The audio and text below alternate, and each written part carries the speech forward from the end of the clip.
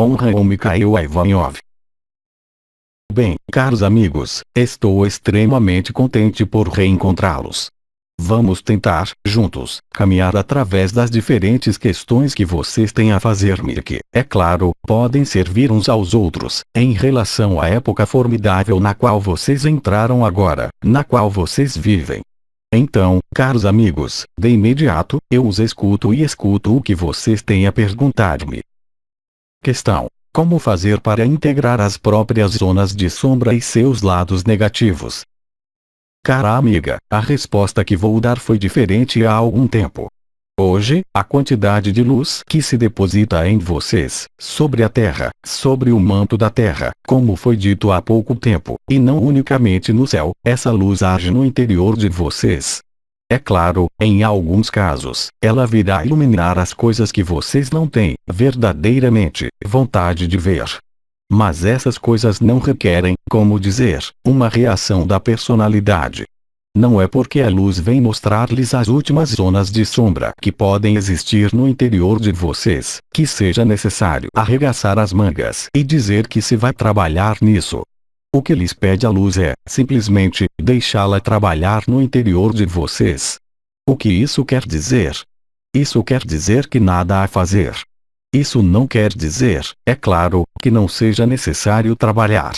O único trabalho que vocês têm a fazer, agora, é, justamente, deixar fazer, ou seja, não querer fazer e deixar a luz, a vibração, as partículas adamantinas trabalharem no interior da estrutura desse corpo, dessa personalidade, de maneira a que a transmutação da luz seja completa em vocês. Vocês não têm que culpar, vocês nada têm a pedir, vocês têm que ser. E, para ser, é necessário, sobretudo, nada fazer. Portanto, não é como fazer, é aceitar que a luz mostre-lhes o que, até o presente, vocês não haviam visto, sem culpa, sem negação, tampouco, mas, simplesmente, aceitando o trabalho da luz que se realiza em cada um, hoje, sobre esta terra. Vocês sabem, a luz penetra. Ela penetra onde está aberto, ou seja, onde ela pode.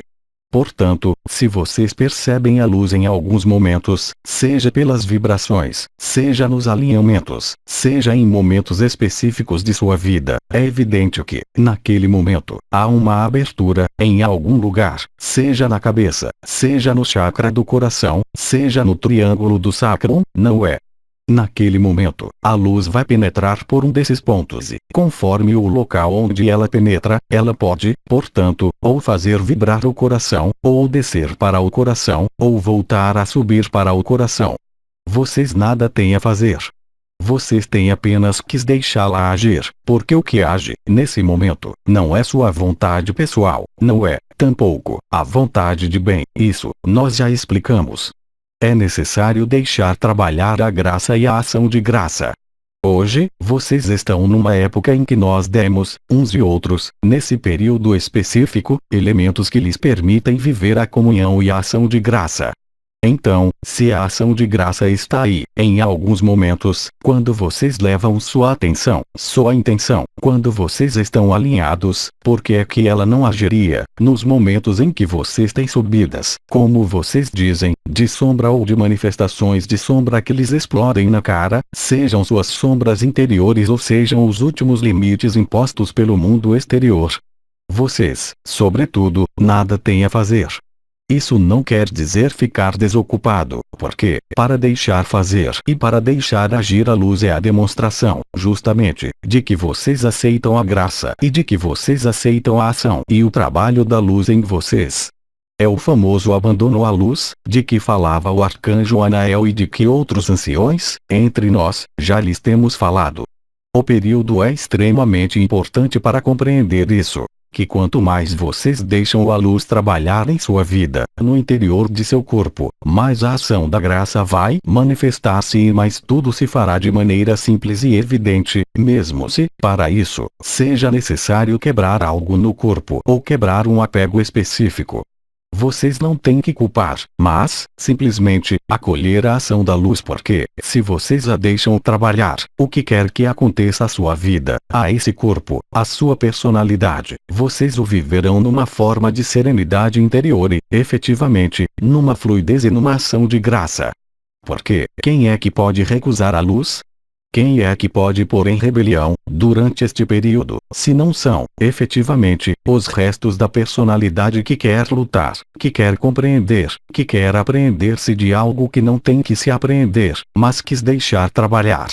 Portanto, o melhor modo de fazer é deixar fazer, porque a luz é, de qualquer modo, muito mais inteligente do que a personalidade, qualquer que seja, como vocês chamam isso, o que não se importa com a luz. Mas a luz, tampouco, não se importa com o que felizes os simples de espírito, não é? Sobretudo durante este período. Questão: há uma relação entre o ponto IN, AL e a cadeia do Himalaia. Há, é claro, uma ressonância vibratória.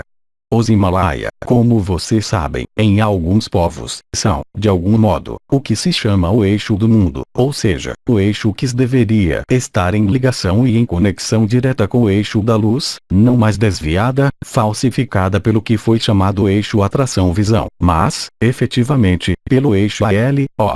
E vocês, efetivamente, observaram, com justa razão, que no IN, AL, há algo que soa como específico, não é? Mas há, também, Aya, que os remete a outra coisa. Mas eu não me estenderei sobre isso. E, efetivamente, um eixo específico do mundo, no qual a luz deveria estar, de algum modo, não mais falsificada, mas retificada, ou seja, não mais oblíqua, mas direta. Não é por acaso que essa região foi, também, chamada, nas diferentes tradições, o eixo do mundo, não é? Questão: qual é a melhor atitude a ter na relação com os outros? Então, aí, caro amigo, creio que isso foi exprimido há muito pouco tempo, a relação entre si e todos os outros, seja na família, seja no trabalho, seja em qualquer relação. Até o momento, vocês estavam na comunicação ou na não comunicação. Comunicação fácil ou, então, comunicação difícil, quando havia o que se chama de conflitos. A comunicação, como foi dito, é sempre unidirecional. Ela concerne a dois seres. Mas lembre-se de que vocês têm a possibilidade, agora, de substituir a comunicação e a relação pela comunhão, ou seja, estabelecer uma ressonância vibratória que vai fazer-se de coração a coração, ou seja, que vai, de algum modo, eliminar em um como no outro as resistências da personalidade. Há dois seres, então, pode-se tomar, por exemplo, um marido e uma mulher, pode-se tomar um irmão e uma irmã, ou pouco importa a relação que exista. Se a relação coloca-se ao nível da comunicação, com regras estabelecidas, por exemplo, o pai que terá autoridade sobre o filho ou no casal, aquele que quer dirigir e comandar, o que é que vai acontecer? Haverá atritos, porque a relação que é estabelecida, nesse nível, decorre de circunstâncias morais, sociais, educativas, que são consensuais, em todo caso, que eram consensuais, até o presente. E vocês observarão, hoje, e como vocês o observam por toda a parte sobre a Terra, que há seres que recusam, agora, esse consenso do poder de alguém sobre si. Isso pode traduzir-se por conflitos, é claro, e isso existe por toda a parte sobre a Terra, atualmente. Mas esse conflito, que se observa nas sociedades, vive-se, é claro, nas relações a dois e, naquele momento, vocês devem lembrar-se de que, mesmo se com a pessoa que está diante de vocês, qualquer que seja o papel hierárquico, afetivo, moral, social em relação a vocês, ou profissional, pouco importa, uma relação, qualquer que seja a qualidade dessa relação e dessa comunicação, vocês substituem essa zona de resistência, de atrito, de conflito, ou mesmo de harmonia, por uma comunhão de coração a coração, vibratoriamente. O que vai acontecer? Bem, naquele momento, não poderá mais haver desacordo. Então, é claro, no primeiro tempo, aquele que está, como dizer, amarrado, confinado em certezas ligadas à dimensão confinante e que recusa esse gênero de comunhão, vocês não são obrigados a dizer-lhe, vamos comungar de coração a coração. Mas, se vocês são capazes de entrar em seu coração e de pensar em seu coração e saber que o outro, que os agride ou que os ama, pouco importa, é a mesma coisa, portanto, que é exterior a vocês. Se ele os ama, ele é exterior, ele quer fusionar com vocês. Se ele não os ama, ele quer quebrar-lhes a cara, não é? Ou outra coisa, pouco importa, se vocês entram em seu coração, vão a perceber-se de que o outro está no interior de vocês e que a comunhão poderá estabelecer-se. Então, mesmo se isso possa parecer, nos primeiros instantes da comunicação, mais tenso, mais violento, vocês se aperceberão, muito rapidamente, através da repetição dessa comunhão, sem nada querer do outro, não é questão de querer agir sobre o outro, uma vez que o outro está no seu interior, simplesmente, estabelecendo essa comunhão, através dos 3 pontos de comunhão que foram dados há pouco tempo. Isso lhes foi repetido. Eram os 3 pontos da nova triunidade. Vocês poderão entrar em ressonância com o amor que está em face de vocês, ou com o inimigo que está em face de vocês, porque é o mesmo princípio. Princípio de dualidade ou de atração, ou de repulsão, enorme, em caso de inimigo. Mas eu tomo, de propósito, esse exemplo porque, na comunhão, intervém, mais do que todos, o princípio, justamente, da relação ou da comunicação, ou seja, de atração ou de repulsão. Há a lei de ressonância, que se leva a efeito e, naquele momento, vocês vão experimentar, qualquer que tenha sido o tipo de relação ou de comunicação, amorosa ou violenta, odiosa ou dita amorosa, no plano da dimensão terceira, que vocês vão passar, concreta e vibratoriamente, a outra consciência e a outro nível, no qual não haverá mais comunicação, mas haverá uma comunhão. E, naquele momento, quando vocês viverem isso com aquele que está em face de vocês, de maneira mais neutra e a mais autêntica, todos os problemas de poder, todos os problemas de violência desaparecerão. Nós lhes demos, há pouco tempo, a faculdade, durante os alinhamentos, nós não instruímos, nem ensinamos, nós atraímos sua atenção sobre a possibilidade de estabelecer essa comunhão em vocês mesmos, no interior de si mesmos, sem qualquer projeção de desejo. Naquele momento, vocês vivem o amor, ao nível vibratório, porque vocês se apercebem de que todas as distâncias que eram ligadas à projeção da consciência, meu marido, minha mulher, meu inspetor de impostos, meu superior, meus pais, meus filhos, não existem mais porque, naquele momento, todos os véus caem. E, quando há essa comunhão que se estabelece, de coração a coração, essa ressonância, não há mais razão válida, não há mais manifestação do que quer que seja contrário à comunhão do amor. É isso que vocês estão vivendo, já, para alguns seres que despertaram para isso e que praticam entre si.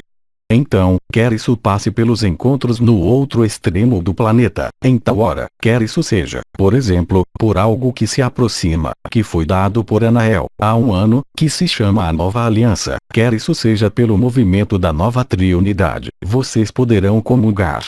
Do mesmo modo que vocês podem comungar com o Sol, comungar com o Universo. É isso que se chama a unidade. Naquele momento, não se põe mais a questão da relação e não se põe mais a questão da comunicação, porque vocês estão em comunhão e, em comunhão, nada há que seja exterior ao que vocês são e, naquele momento, vocês realizam, e esse será o caso para muitos de vocês que ainda não o viverão, de maneira cada vez mais fulgurante e fulminante, o acesso à unidade e ao si. E, naquele momento, vocês compreenderão que, quando nós lhes dizíamos, e, sobretudo, nossos amigos orientais, que esse mundo que vocês veem é uma ilusão, que é uma projeção, que, além disso, foi alterado. Quando se diz, como os arcanjos dizem, que eles estão no interior de vocês, não é uma visão do espírito. Ou vocês querem dizer o templo. O que há nesse templo contém a totalidade da criação, sem qualquer exceção. É isso que vocês são chamados e é a revolução final de que eu lhes falo já desde a fusão dos éteres, ou seja, desde o mês de abril, que se desenrola nesse momento, de maneira individual, cada um em seu ritmo, cada um ao seu modo. Mas todos os eventos de sua vida, individuais, coletivos, planetários têm apenas um único objetivo: fazê-los viver essa comunhão. E, mesmo o que eu chamei, há alguns anos, o planeta Grelha, corresponde, inegavelmente, a esse momento de comunhão total com a natureza e a própria essência do ser, que é luz e amor. Mas não luz e amor da personalidade, que pensa poder melhorar-se. Eu lhes falo, aí, do espírito, ou seja, do que há no interior desse personagem que nós todos fomos quando estamos no corpo. Nós todos somos mais do que isso. Então, as palavras, vocês as conhecem. Sementes de estrelas, filhos da lei de um etc, etc. Tudo isso não era, como dizer, simplesmente, denominações bonitas de ouvir, ou vibratoriamente eficazes, mas, também, sua verdade, nossa verdade comum, e é isso que se desvenda nesse momento mesmo. Então, é claro, com perturbações mais ou menos importantes porque, vocês podem imaginar, qualquer um que queira, a todo custo, permanecer na personalidade e que está completamente contente nessa personalidade, o que ele vai fazer? Ele vai reagir a essa luz. Mas a luz não reage, ela comunga. E, mesmo se um ser humano não queira comungar, a luz comunga, mesmo assim. E não é o problema da luz se esse ser vai entrar em reação, em oposição, em contradição total com a luz, porque a luz que pensavam aqueles seres, talvez, não é a luz tal como ela é nas outras dimensões. Porque, talvez, há alguns irmãos e irmãs que, eles, esperariam viver a luz no mundo melhor, nessa dimensão, depois que os fantoches tivessem sido afastados, não é? Isso não acontece assim, e aqueles que já vivem essa comunhão sabem, pertinentemente. Por quê? Porque há, cada vez mais, momentos em que eles não estão desconectados do real, mas estão no real, ou seja, eles se extraem, sem querer, porque não é questão de fugir do que quer que seja, mas de estar, totalmente, aí. E, quando vocês estão totalmente aí, nos momentos de alinhamento, nos momentos de comunhão, nos momentos em que o cérebro não pode mais funcionar, o que aqui acontece? Vocês estão no fogo do amor, vocês estão na presença do que vocês são, vocês estão no eu sou um, vocês estão na aliança de fogo e tornam-se o fogo. E esse mundo desaparece, para vocês. Não é uma fuga do mundo, é uma fuga da ilusão, ainda que essa fuga não seja voluntária, uma vez que tudo acontece, como vocês sabem, e foi repetido, aqui e agora, nesse templo, que é um corpo, para aqueles que têm um corpo. Mas isso acontece, exatamente, para todos aqueles que morreram há anos e que esperam, eles também, nos planos intermediários, em bolsas, digamos, astrais, esse momento de liberação. Então, é claro, eu os remeto, também, ao que eu disse. O que a lagarta chama a morte, a borboleta chama um nascimento. Há algumas fases que foram descritas pelos arcanjos e Miguel, que iniciou o período de desconstrução e, depois, outras palavras que foram empregadas. Os degraus, as etapas. Tudo isso vai levá-los a viver o que muitos de vocês, a título individual, vivem de maneira mais ou menos intensa, mais ou menos fácil. Mas isso se tornará cada vez mais fácil, a partir do instante em que vocês aceitam voltar-se para si mesmos, não no ato narcisista, mas, bem mais, na descoberta e na aceitação do que vocês são, em verdade, e não do que vocês são na personalidade. Portanto, a relação com os outros, a comunicação ou a não comunicação com os outros deve ser substituída pela comunhão, porque a comunhão é o coração. É o que lhes permite verificar a hipótese, que é verdadeira e verídica, de que, entre o coração do um e o coração de todos, não há qualquer diferença. E, para isso, é necessário vivê-lo, não basta crer ou enunciar, assim, porque, se vocês não o vivem, se vocês não fazem essa experiência, para que isso vai servir-lhes? Para nada. Questão. As borboletas parecem estar prontas, mas continua-se aqui, por quê? É uma questão muito interessante, cara amiga. Eu vou responder que as borboletas estão extremamente prontas, uma vez que, eu mesmo disse, já, desde abril, e agora. Então, o que isso quer dizer, dado que, até prova em contrário, vocês têm, sempre, certa densidade, não é? Vocês podem tocar-se, fisicamente, vocês ainda estão aí, as estruturas em que vivem estão, ainda, aí, não é? Sim, mas nós dissemos que havia, sempre, momentos individuais e um momento coletivo. Ao nível de outras dimensões, como os arcanjos já disseram, tudo está consumado, tudo está realizado. Todo o mundo espera, de maneira coletiva, estar no momento zero. Puff, de um único golpe, não há mais nada e há outra coisa que tomou o lugar. É uma mudança, efetivamente, de frequência vibratória. Mas alguns de vocês já são borboletas, num corpo de lagarta, concordo. Mas vocês estão prontos, coletivamente. Vocês sabem que a massa crítica foi atingida há muito tempo. Então, vocês vão responder-me. Mas o que se espera? Eu vou responder que não somos nós que decidimos, nem vocês. E nós sempre dissemos isso. É por isso que nós dissemos que havia, efetivamente, limites. Eles são astronômicos, calendários, porque lhes foram dados por diferentes povos, por diferentes tradições, por diferentes profecias. Mas há um elemento essencial. É que não são nem vocês nem nós que decidimos o momento preciso, coletivo, porque isso depende de quem? Da Terra. A Terra está pronta, também.